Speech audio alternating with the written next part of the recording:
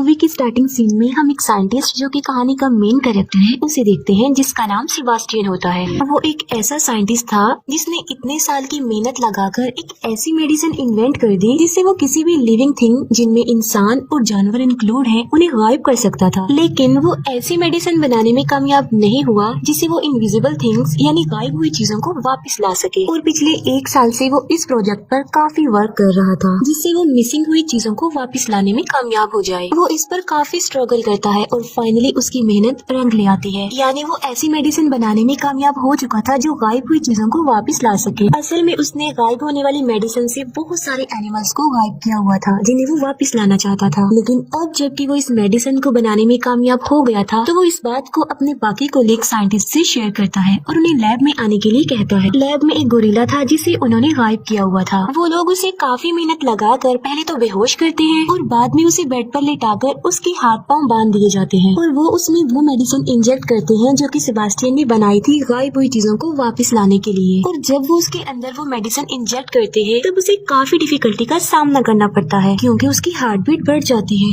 और उस गोरिल्ला की हालत देखकर ऐसा लग रहा था कि अब वो नहीं बच पाएगा। लेकिन वो उसको बचाने की काफी कोशिश करते हैं, उसके हार्ट को शॉक देते हैं जिससे इस गोरिल्ला की हार्ट बीट नॉर्मल होने लगती है और आहिस्ता आहिस्ता उसकी सारी बॉडी स्टेबल हो रही थी और गोरिल्ला पूरी तरह अपनी बॉडी में वापस आ जाता है। अब क्योंकि वो ऐसा करने में कामयाब हो जाते हैं तो वो सब काफी खुश हो जाते हैं क्योंकि उनके इन्वेंट, उनके एक्सपेरिमेंट्स कामयाब जो हो गए थे। फिर यहाँ पर हमें ये पता चलता है कि सारे एक्सपेरिमेंट्स मिलिट्री के लिए हो रहे थे और उन लोगों की मिलिट्री के साथ एक मीटिंग होती है जिसमें सेबास्टियन ये झूठ बोल देता है कि अभी तक उसने कोई सक्सेस हासिल नहीं की है और वो कामयाब होने के लिए और मजीद टाइम मांगता है। तब मिलिट्री उसे कहती है कि तुम तो पहले ही बहुत टाइम ले चुके हो और अगर तुमने जल्दी से कोई रिजल्ट नहीं दिया तो हम तुम्हारे रिप्लेसमेंट में किसी और को ले आएंगे। और जब वो लोग बाहर आते हैं तब सेबास्टियन के साथी, जिसमें लड़की का नाम लिंडा और लड़के का नाम मैथ्यू होता है, वो उससे पूछते हैं कि तुमने मीटिंग में झूठ क्यों बोला कि तुमने सक्सेस हासिल नहीं की जबकि तुम तो सक्सेस हासिल कर चुकी हो। वो कहता है इसलिए क्योंकि मैं इस मेडिसिन को किसी इंसान पर चेक करना चाहता हूँ, टेस्ट करना चाहता हूँ। और वो इंसान कोई और नहीं बल्कि वो खुद था, सेबास्टियन था, जिस पर वो अपने बाकी कोलीग से मीटिंग करता है। और वो यहाँ पर भी अपने कोलीग से झूठ बोल देता है कि आर्मी ने हमें इस मेडिसिन को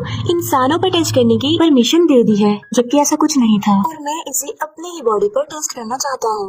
और लिंडा और मैथ्यू भी उसका इस बात पर साथ देते हैं, हालांकि ये झूठ होता है, ऐसा कुछ नहीं होता। सेबास्टियन अपनी बॉडी में गायब होने वाली मेडिसिन इंजेक्ट करवाता है जिसकी वजह से उसे काफी पेन होती है और आखिरकार वो गायब हो जाता है। लेकिन वो साथ साथ बेहोश भी हो जाता है और उसे वापस होश में आते आते तकरीबन 17 घंटे लग जाते हैं। और जब वो होश में आता है तब वो लाइट को बेयर नहीं कर पा रहा था और वो लाइट ऑफ करने के लिए कहता है। तब सारी लाइट्स ऑफ करवा दी जाती है। सेबास्टियन अब कम्प्लीटली गायब हो चुका था और उसकी बॉडी का टेस्ट किया जाता है, यानी उसकी बॉडी का चेकअप होता है जिसपे पता चलता है कि उसकी बॉडी बिल्कुल नॉर्मल है। आसपास जितनी भी गर्ल्स होती हैं वो खुद को सेफ महसूस नहीं कर रही थी बल्कि वो अनकंफर्टेबल फील कर रही थी क्योंकि उन्हें अपने आसपास सेबास्टियन के प्रेजेंस का एहसास हो रहा था। 3 दिन गुजर चुके थे और अब सेबास्टियन को विजिबल करने यानी वापस उसे उसकी बॉडी में लाने का टाइम हो चुका था और वो उसमें वो मेडिसिन इंजेक्ट करते हैं जिसे वापस लाया जा सकता हो। तब फिर से सेबास्टियन को पेन होती है और मुसीबत की बात ये होती है कि वो विजिबल भी नहीं हो पाता और उसकी हालत काफी नाजुक हो जाती है। वो अपनी मौत के बहुत करीब होता है। अब क्योंकि उनके पास और कोई रास्ता नहीं होता तो वो सेबास्टियन को एक मास्क पहना देते हैं ताकि वो सब उसे देख सके। और इस बात को लेकर सेबास्टियन काफी गुस्सा हो जाता है और उसकी मैथ्यू से बहस हो जाती है। वो उस पर शाउट करता है कि 10 दिन में जितने तुमने मुझे पेन दी है, जितना लाइट में जलाया है, उसकी पेन सिर्फ मैं ही महसूस कर सकता हूँ। अब क्योंकि सेबास्टियन विजिबल नहीं हो पा रहा था तब उसकी मेंटल स्टेट भी खराब हो रही थी। इतने दिन से वो इनविजिबल था और काफी परेशान था जिसकी वजह से वो यहाँ से जाना चाहता था। और एक दिन तंग आकर सेबास्टियन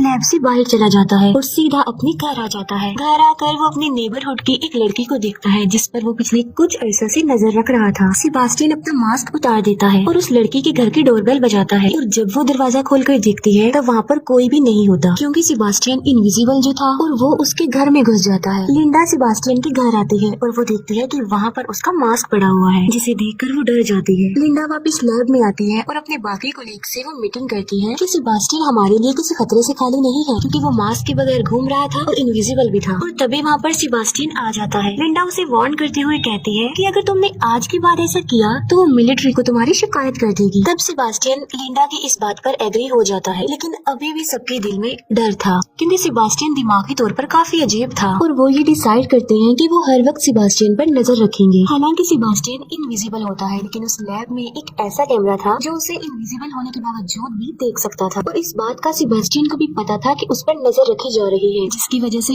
अब वो इस लैब से बाहर नहीं जा सकता और इसीलिए वो कैमरा की सेटिंग को खराब करके पिछली कोई रिकॉर्डिंग प्ले कर देता है जिससे सबको ये लगे कि वो अभी भी लैब में है और ऐसा करके वो लैब से बाहर चला जाता है और वो सीधा लिंडा के घर जाता है और वहाँ जाके उसे पता चलता है कि लिंडा और मैथ्यू रिलेशनशिप में है, जिस पर उसे काफी गुस्सा आता है क्योंकि वो लिंडा को लाइक करता था और गुस्से में आकर वो उसके घर की विंडो का ग्लास तोड़ देता है और लिंडा जब बाहर देखती है तब वहाँ पर कोई नहीं होता। तब उसे डाउट होता है कि कहीं ये सेबेस्टियन तो नहीं है और ये बात कंफर्म करने के लिए वो लैब में कॉल करती है और लैब में जो आदमी होता है वो लिंडा को बताता है कि सेबेस्टियन यहीं पर है, क्योंकि अभी भी वहाँ पर वो पुरानी वीडियो फुटेज चल रही थी जब सेबेस्टियन बेड पर लेटा हुआ था, जिसकी वजह से वो समझता है कि सेबेस्टियन वहीं पर है लेकिन वो वहाँ पर नहीं होता। सेबेस्टियन जब लैब में वापस आता है तब उसे काफी गुस्सा आया होता है और वहाँ पर वो एक डॉग को मार डालता है। नेक्स्ट डे जब एनिमल डॉक्टर जानवरों को खाना देने आती है तब वो देखती है कि वो डॉग मरा हुआ है और वो इस बारे में सेबेस्टियन से पूछती है कि कहीं ये तुमने तो नहीं किया, जिस पर सेबेस्टियन उसे कहता है कि मैं इस बारे में कुछ नहीं जानता। अब कंफर्म करने के लिए वो सारे वीडियो फुटेजेस चेक करती है लेकिन उसे कुछ भी पता नहीं चल पाता। रात को फिर से सेबेस्टियन लिंडा के घर पर जाता है और वहाँ पर लिंडा को सेबेस्टियन की प्रेजेंस का एहसास होता है और उसे शक होता है कि वहाँ पर जरूर कोई ना कोई है और इस बार वो खुद लैब जाकर चेक करती है। तब उसे पता चल जाता है कि सेबेस्टियन ने उन्हें पागल बनाने की कोशिश की है क्योंकि वहाँ पर सेबेस्टियन होता ही नहीं है। तब वो डिसाइड करती है कि ये बात वो अपने सीनियर डॉक्टर को बता देगी। लिंडा और मैथ्यू उस सीनियर डॉक्टर के पास जाते हैं और उन्हें सब कुछ बता देती है। ये बात सुनकर उस डॉक्टर को काफी गुस्सा आता है और वो लिंडा और मैथ्यू को इस प्रोजेक्ट से हटा देते हैं। उन दोनों के जाते ही वो सीनियर डॉक्टर इस बात को अपने बाकी साथियों को भी बताने लगे थे लेकिन वो फोन डेड हो गया था और तभी वहाँ पर सेबेस्टियन पहुँच जाता है और सीनियर डॉक्टर को पानी में डुबोकर मार डालता है। नेक्स्ट मॉर्निंग सेबेस्टियन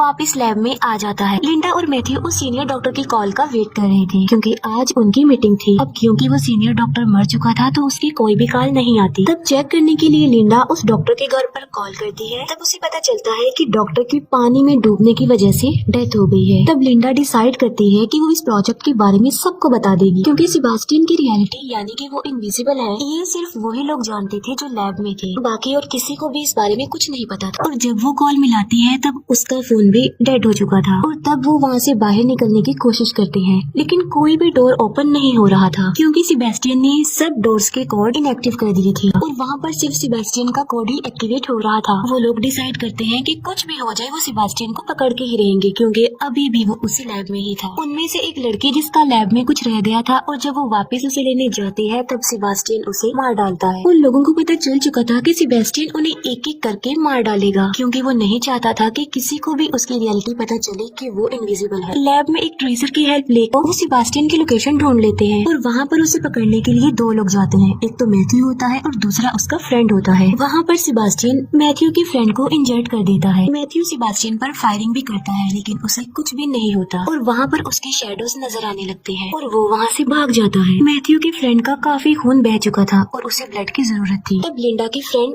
ब्लड लेने जाती है और वहाँ पर सेबेस्टियन भी पहुँच जाता है और वो उस लड़के को मार डालता है और इतनी ही देर में मैथ्यू का फ्रेंड भी मर जाता है। अब सिर्फ 3 लोग ही जिंदा बचे थे जिनमें थी लिंडा, मैथ्यू और उनका वहाँ पर एक और फ्रेंड। अब वो लिंडा की फ्रेंड को ढूंढते हैं जो कि ब्लड लेने गई थी और उसकी डेड बॉडी उन लोगों को एक फ्रीजर रूम में मिलती है। लिंडा और मैथ्यू के अलावा जो सर्वाइवर था सेबेस्टियन उसे भी मार डालता है और वो उसे लोहे के रॉड से मारता है और जब मैथ्यू अपने फ्रेंड को बचाने की कोशिश करता है तब सेबेस्टियन उसे भी इंजर्ड कर देता है। वो लिंडा और मैथ्यू को उस फ्रीजर रूम में बंद करके फ्रीजर ऑन कर देता है और उन लोगों को वहीं पर छोड़ देता है और वहाँ से चला जाता है। वो उन दोनों को कोल्डनेस की वजह से मारना चाहता था और फ्रीजर का टेम्परेचर आहिस्ता आहिस्ता डाउन होता जा रहा था लेकिन लिंडा फिर भी हिम्मत करके दरवाजा तोड़ने की कोशिश करती है लेकिन वो ऐसा नहीं कर पाती। मैथ्यू जो कि काफी इंजर्ड था और इसी वजह से वो बेहोश होता है। फिर हम सेबेस्टियन को देखते हैं जो कि अच्छे से रेडी हो जाता है और एक केमिकल को यूज करके एक बॉम्ब बनाता है और बाद में उसका टाइमर सेट करके वहाँ से चला जाता है। दूसरी तरफ लिंडा भी मैग्नेटिक पावर का यूज करके दरवाजे को खोलने की कोशिश कर रही थी और इस बार वो कामयाब भी हो जाती है और डोर ओपन हो जाता है। डोर ओपन होने के बाद वो मैथ्यू को वहाँ से निकालने लगती है और उसके पास आग जला देती है क्योंकि उसकी बॉडी काफी ज्यादा ठंडी हो गई थी। और अब लिंडा उस जगह पर जाती है जहाँ पर सेबेस्टियन होता है। सेबेस्टियन जो कि लिफ्ट में था और लिफ्ट का दरवाजा बंद होने ही वाला होता है कि तभी वहाँ पर लिंडा आ जाती है। लिंडा के हाथ में एक सिलेंडर होता है जिसे वो जलाकर सेबेस्टियन को जला देती है। सेबेस्टियन जो कि सारा जल चुका था तो आहिस्ता आहिस्ता उसकी बॉडी भी जलती जा रही थी। अब क्योंकि सेबेस्टियन इंजर्ड भी था और काफी गुस्से में भी था तो वो लिंडा से अपना रिवेंज लेना चाहता था उसे किसी भी सूरत में मारना चाहता था। फिर लिंडा आग बुझाने वाली पाइपलाइन को ऑन कर देती है, जिससे वहाँ पर पानी गिरने लगता है। अब सेबेस्टियन हल्का हल्का नजर आने लगा था और वो लिंडा को काफी बुरे तरीके से मारने लगता है और उसकी गर्दन पर पाँव रख कर उसका गला दबाने की कोशिश करता है। लिंडा ऑलमोस्ट मरने ही वाली होती है कि तभी वहाँ पर मैथ्यू आ जाता है, जिसके हाथ में लोहे का एक रॉड होता है और वो उस लोहे की रॉड से सेबेस्टियन के सर पर स्टैब करता है, जिससे सेबेस्टियन वहीं पर ही गिर जाता है। फिर मैथ्यू लिंडा को उठाता है और वो दोनों वहाँ से जाने लगते हैं। सेबेस्टियन जो कि अभी तक मरा नहीं था बल्कि जिंदा था और वो उसी रॉड को उठा लेता है और वो उस रॉड से मैथ्यू को मारने ही वाला होता है कि मैथ्यू को पता चल जाता है। तब मैथ्यू सेबेस्टियन को धक्का दे देता है और वो रॉड इलेक्ट्रिक वायर से टकरा जाता है और करंट सेबेस्टियन की पूरी बॉडी में फैल जाता है, जिसकी वजह से सेबेस्टियन वहीं पर गिरकर बेहोश हो जाता है। फिर लिंडा और मैथ्यू उस जगह पर जाते हैं जहाँ पर सेबेस्टियन ने वो बॉम्ब सेटअप किया हुआ था। वो दोनों समझ चुके थे कि उनके पास टाइम कम है और वो इस बम को एक्सप्लोड होने से नहीं रोक सकते और वो लोग यहाँ से बाहर भी निकलना चाहते हैं, लेकिन वो लिफ्ट के जरिए यहाँ से बाहर नहीं जा सकते थे क्योंकि सेबेस्टियन ने उनकी अराइवल और डिपार्चर इनएक्टिव कर दी थी और इसीलिए वो लोग इमरजेंसी एग्जिट जो लिफ्ट की साथ होती है उसके सहारे ऊपर चढ़ने लगते हैं और जब वो ऊपर जा रहे होते हैं कि तभी बॉम्ब ब्लास्ट हो जाता है और वो लोग ऊपर चढ़ रहे होते हैं कि नीचे से सेबेस्टियन लिंडा का पाँव पकड़ लेता है क्योंकि सेबेस्टियन अभी भी जिंदा था और मैथ्यू लिंडा को बचाने के लिए आगे बढ़ता है। लेकिन इससे पहले कि मैथ्यू उन लोगों तक पहुंचता, सेबेस्टियन लिंडा को लेकर लिफ्ट में आ जाता है। जब वो दोनों लिफ्ट में होते हैं तब लिंडा एक वायर जो कि लिफ्ट में लगी हुई थी उसे पकड़ लेती है और उस वायर के जरिए ही लिफ्ट ऊपर से नीचे आ रही थी। लिंडा अपने पाँव से एक बटन प्रेस कर देती है जिससे वो वायर लिफ्ट से अलग हो जाती है और सेबेस्टियन उस लिफ्ट के साथ नीचे जाकर गिरता है और नीचे ब्लास्ट की वजह से आग जल रही होती है, जिसमें सेबेस्टियन जलकर मर जाता है और लिंडा आहिस्ता आहिस्ता मैथ्यू के पास आने लगती है। लिंडा मैथ्यू के पास पहुंच जाती है और वो दोनों बच जाते हैं और खुश होते हैं और इसके साथ ही ये मूवी यहीं पर एंड हो जाती है।